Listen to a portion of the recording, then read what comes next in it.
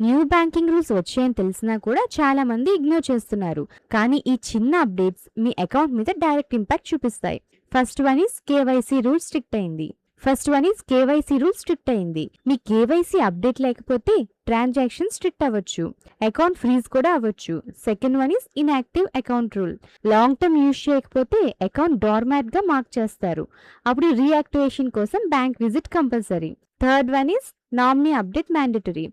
Nominee add చేయకపోతే మీ money ఫ్యామిలీకి release అవ్వడం డిలే అవ్వచ్చు. Fourth one is digital transaction monitoring. High value transfers and suspicious activity ఆటోమేటిక్గా track అవుతాయి. ఫ్రాడ్ ప్రివెన్షన్ కోసం సర్వైలెన్స్ ఇంక్రీజ్ అయింది. Fifth one is charges transparency update. Hidden charges, SMS fees, minimum balance penalties క్లియర్గా display అవ్వాలి అని rules tighten అయ్యాయి. So final truth ఏంటంటే banking rules change అవ్వడం కామన్, కానీ అవేర్నెస్ లేకపోతే లాస్ మీ సైడే. సో మీ అకౌంట్ సేఫ్గా ఉందా లేదా అని చెక్ చేయడం మీ రెస్పాన్సిబిలిటీ. ఈ వీడియో కనుక మీకు నచ్చినట్లయితే like and subscribe to marketers Telugu. నేను సిబిల్ ఎస్టీ అడ్వైజర్ని కాదు. ఈ వీడియో కేవలం ఎడ్యుకేషన్ పర్పస్ కోసం మాత్రమే. Thank you for watching.